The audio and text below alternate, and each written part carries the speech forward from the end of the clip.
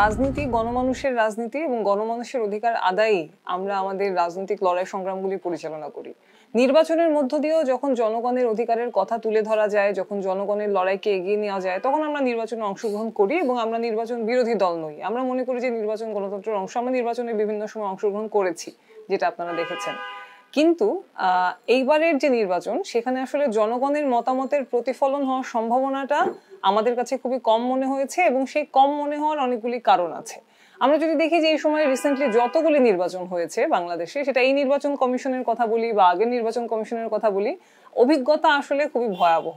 এবং বিশেষ করে গতবার যখন বরিশাল সিটি কর্পোরেশন নির্বাচনে আমরা অংশ নিয়েছিলাম, আপনারা দেখেছেন আমরা অনেকগুলি পরিবর্তন আনার চেষ্টা করেছিলাম। আমরা চেষ্টা করেছি গণমানুষের একটা নির্বাচনী সংস্কৃতি তৈরি করতে। আমরা গণমানুষের কাছে মাটির ব্যাংক সরবরাহ করে সেই তহবিল তৈরি করে আমরা একটা নির্বাচনী যে সংস্কৃতি, সেই সংস্কৃতি চালু করতে চেয়েছি। আমরা দেখেছি যে সাধারণত গরিব মানুষদেরকে নির্বাচনের সময় কেনা বেচা করা হয়, কিন্তু সেটার বদলে আমরা একটা গণমানুষের অর্থে, গণমানুষের শক্তিতে নির্বাচন করার একটা উদাহরণ তৈরি করার চেষ্টা করেছি। এবং বরিশালবাসীর কাছে আমরা দীর্ঘদিন ধরে আন্দোলন করার কারণে একটা আস্থার প্রতীক হিসেবে আমরা আমাদের নির্বাচনের জায়গাটি তৈরি করতে পেরেছিলাম।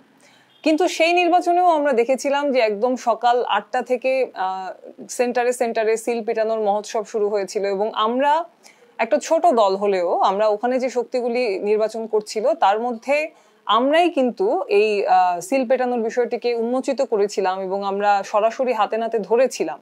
এবং আমরাই যে শুধু এই বিষয়টি ধরতে পেরেছিলাম সেটি নয়, ওই সময় নির্বাচন কমিশনার ছিলেন মাহবুব তালুকদার, যিনি প্রয়াত হয়েছেন। তিনি কিন্তু এই নির্বাচন বন্ধের দাবি জানিয়েছিলেন এবং সেটি যখন বন্ধ হয়নি তিনি বরিশাল ত্যাগ করে ঢাকায় চলে এসেছিলেন। সেই নির্বাচন কিন্তু ওইভাবেই হয়েছে এবং সেই নির্বাচনের প্রেক্ষিতে যিনি নির্বাচিত হয়েছেন তিনি এতদিন বরিশাল সিটি কর্পোরেশন চালিয়েছেন, কোনো ব্যবস্থা কিন্তু নির্বাচন কমিশন নেয়নি। এবং এখনকার যে নির্বাচন কমিশন, সেটাও যদি আমরা দেখি, সারা দেশের অভিজ্ঞতা হচ্ছে কুমিল্লার মতো বিতর্কিত নির্বাচন, অভিজ্ঞতা হচ্ছে গাইবান্ধার মতো সরাসরি যেখানে চাক্ষুষ প্রমাণ হয়েছে যে এখানে ভোট নিয়ে কারচুপি হয়েছে সেরকম নির্বাচন। অথবা আমরা আরো দেখি যে জনগণও কিন্তু এই বিষয়টি দেখছে এবং যে কারণে গতকালকে যে চট্টগ্রামে উপনির্বাচনটি হয়েছে সেখানে 14% মতো ভোট সেখানে পড়েছে। তো আমরা মনে করি যে আসলে জনগণ যে নির্বাচনে অংশগ্রহণ করে না, সেই নির্বাচনে আমরাও অংশগ্রহণ করতে চাই না। আমরা জনগণের অধিকার আদায়ের জন্য অবশ্যই রাজপথে থাকতে চাই এবং নির্বাচনের মধ্য দিয়েও যদি সেই লড়াই করা যায় তাহলে আমরা করতে চাই। কিন্তু যে নির্বাচনটি একেবারে সরকারের ডিজাইন মাফিক হওয়ার একটা প্রস্তুতি সম্পন্ন হয়ে গেছে, সেখানে অংশ নিয়ে আমরা পাতানো নির্বাচনের অংশ নিয়ে আসলে এখানে আমাদের রাজনীতিকে এখানে বিতর্কিত করতে চাই না। এবং আমরা মনে করি যে আমাদের কি সুযোগ ছিল বা আমাদের কি সম্ভাবনা ছিল, সেই বিষয়টির চেয়েও আমাদের কাছে গুরুত্বপূর্ণ হচ্ছে আমাদের রাজনৈতিক সঠিকতা, আমরা জনগণের পক্ষে আছি কিনা, সেই অবস্থানটি আমাদের কাছে গুরুত্বপূর্ণ।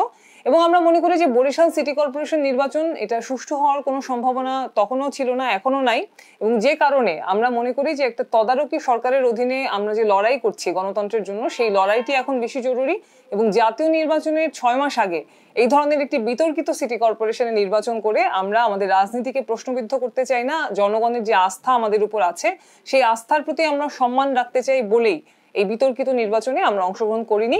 এবং আমরা মনে করি জনগণ আমাদের সিদ্ধান্তকে বুঝতে পেরেছে, গ্রহণ করেছে। কারণ জনগণের যে নির্বাচনে মতামত প্রকাশের ক্ষমতা থাকবে না, জনগণের যেখানে তাদের ভোটাধিকার প্রয়োগের ক্ষমতা থাকবে না, সেই নির্বাচনে অংশ নিয়ে আমরা কোনো কলঙ্কের ভাগিদার হতে চাই না।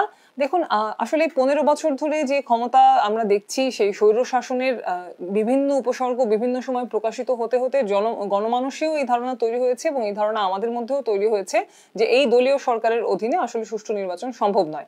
এবং সেটি তৈরি হওয়ার পিছনে 14 সালে একটি নির্বাচন আমরা দেখেছি, 18 সালে একটি নির্বাচন আমরা দেখেছি এবং 23 সালেও একটি নির্বাচন আমরা দেখতে যাচ্ছি। সেহেতু এই কোনো নির্বাচনে আসলে অংশগ্রহণমূলক নির্বাচনের পরিবেশ তৈরি করার জন্য সরকারের দিক থেকে কোনো উদ্যোগ আছে বলে আমরা মনে করি না। এবং তারা এখন পর্যন্ত কোনো তদারকি সরকারের অধীনে নির্বাচন পরিচালনার কোনো প্রস্তুতি তাদের মধ্যে দেখা যাচ্ছে না, বরং তারা দলীয় সরকারের অধীনেই বিভিন্নভাবে ঘষামাজা করে একটা নির্বাচনের মডেল তৈরি করার চেষ্টা করছেন।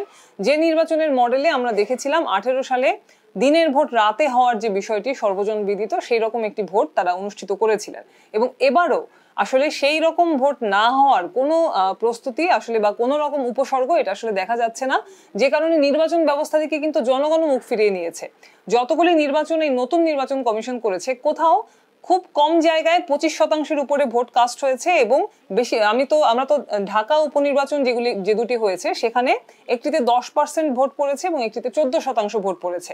অর্থাৎ জনগণের কিন্তু এই নির্বাচনগুলিতে অংশগ্রহণ নাই। জনগণও মনে করে যে এই নির্বাচন আসলে এই সরকার কোনোভাবেই সুষ্ঠু করতে পারবে না, এবং জনগণের এই মতামতের পিছনে যে কারণগুলি রয়েছে সেই কারণগুলিকে আমরাও সঠিক মনে করি যে এই নির্বাচন কমিশন আসলে সরকারের একটা বশংবদ, সরকারের অনুগত নির্বাচন কমিশন হিসেবে তাদের ভূমিকা বারবার দেখিয়েছে এবং কোন রকম ব্যবস্থা এই দুষ্কৃতিকারীদের বিরুদ্ধে, এই ভোট ডাকাতির বিরুদ্ধে কোন রকম ব্যবস্থা তারা নিতে ব্যর্থ হয়েছে।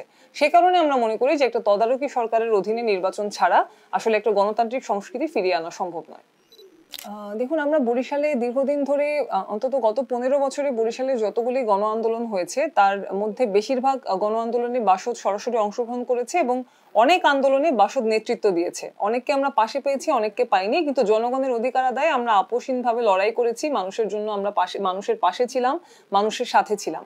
এবং সেখানে বরিশালে শ্রমিক আন্দোলন বলেন, হোল্ডিং ট্যাক্স কমানোর আন্দোলন বলেন, রাস্তাঘাট খাল সংস্কারের আন্দোলন বলেন, এমনকি হয়তো কোনো ব্যক্তির নামে নামকরণ নিয়েও আমরা দেখেছি অশ্বিনী কুমারের মতো একজন মহান ব্যক্তি, তার নামে একটি কলেজের নামকরণের বিরুদ্ধেও একটি মহল সোচ্চার হয়েছিল, আমরা সেখানেও দাঁড়িয়েছিলাম। আমরা একটা পুরানো ঐতিহ্যবাহী ক্লাব মহামেডান ক্লাব খুব রিসেন্টলি, আপনারা জানেন যে সেটি যখন ভেঙে দেওয়া হলো, বরিশালের কোনো সুশীল সমাজও আসলে সেটা নিয়ে কথা বলেনি, কিন্তু আমরা কিন্তু চেষ্টা করেছি সেই বিষয়টি নিয়ে আন্দোলন করার। এবং বরিশালে এরকম বহু বিষয় আছে যেখানে আমরা শুধু মাঠে ছিলাম, এরকম অনেক আন্দোলন আছে, কিন্তু এরকম কোনো আন্দোলন নাই যেখানে আমরা ছিলাম না গণমানুষের পক্ষে। তো আমরা বলতে চাই যে আসলে আমরা রাজনীতি করি জনগণের জন্য, এবং সেটা শুধু নির্বাচন কেন্দ্রিক ব্যানার ফেস্টুন ছড়ানো বা নির্বাচন কেন্দ্রিক মাঠে থাকার রাজনীতি তো আমরা করি না। আমরা সবসময় জনগণের জন্য লড়াইয়ে ছিলাম এবং আমরা আগামীতেও জনগণের জন্য লড়াইয়ে থাকবো। মাঠের রাজনীতিতে আমরা আগেও ছিলাম, এখনো থাকবো, কিন্তু নির্বাচন আমরা করতেও পারি যদি সেটা জনগণের পক্ষের নির্বাচন হয়, জনগণের মতামত প্রকাশের যেখানে ক্ষমতা থাকবে সেই নির্বাচন হয়। কিন্তু যে নির্বাচন জনগণকে বিচ্ছিন্ন করে এখানে এক ধরনের ক্ষমতার ডিজাইনের নির্বাচন হবে, সেই নির্বাচনে আমরা অংশ নিতে চাই না। আমাদের প্রস্তুতি থাকলেও আমরা মনে করি যে সেই প্রস্তুতি নিয়ে আমরা জনগণকে সাথে নিয়ে গণতন্ত্রের জন্য আন্দোলনটা করতে চাই। করোনা মহামারীতে যখন বরিশালের অনেক জনপ্রতিনিধিদের অবস্থানও জানা যায়নি, সেই সময় কিন্তু আমরা আমাদের সর্বোচ্চটুকু নিয়ে মাঠে ছিলাম, জনগণের পাশে ছিলাম। আমরা একেবারে হ্যান্ড স্যানিটাইজার তৈরি করে বিতরণ করা থেকে শুরু করে এখানে মানবতার বাজার নামে আমাদের একটি ত্রাণ সহায়তার প্রকল্প থেকে আমরা কিন্তু প্রায় 5 মাস ধরে হাজার হাজার মানুষকে এখানে খাদ্য সহায়তা দিয়েছি। আমরা প্রথম সরকারি উদ্যোগেরও আগে আমরা করোনা অ্যাম্বুলেন্স চালু করেছি, আমরা ফ্রি অক্সিজেন ব্যাংক চালু করেছি, যেখান থেকে আমরা কয়েক হাজার মানুষকে পরিবহন সেবা বা অক্সিজেন সেবা দিয়েছি। একটি রাজনৈতিক দল হিসেবে জনগণের অধিকার আদায়ে আমরা যেরকম আন্দোলন করেছি, আবার জনগণের পাশে আমরা আমাদের সর্বোচ্চটুকু নিয়ে সেই মহামারীর সময়ও কিন্তু দাঁড়িয়েছি। সে কারণে আমরা রাজনীতির কারণেই জনগণের প্রতি দায়িত্বশীলতা অনুভব করি এবং সে কারণেই আমরা সবসময় মাঠে ছিলাম, এখনো আছি। আমরা শুধুমাত্র নির্বাচনমুখী রাজনীতি না করার কারণে আমরা কিন্তু মাঠের যে রাজনীতি সেটা সবসময় করি, এবং এখনো কিন্তু আমরা জনগণের মধ্যে সেই অবস্থান নিয়েই আমরা বরিশালে অবস্থান করছি। আমরা বরং গণতন্ত্রের জন্য লড়াইকে শক্তিশালী করতে চাই, শোষণ মুক্তির লড়াইকে শক্তিশালী করতে চাই, গণমানুষের অধিকার আদায়ের লড়াইকে শক্তিশালী করতে চাই, এবং সেই লড়াইয়ে আপনারা আমাদের সাথে থাকবেন, এটা আমরা প্রত্যাশা করি।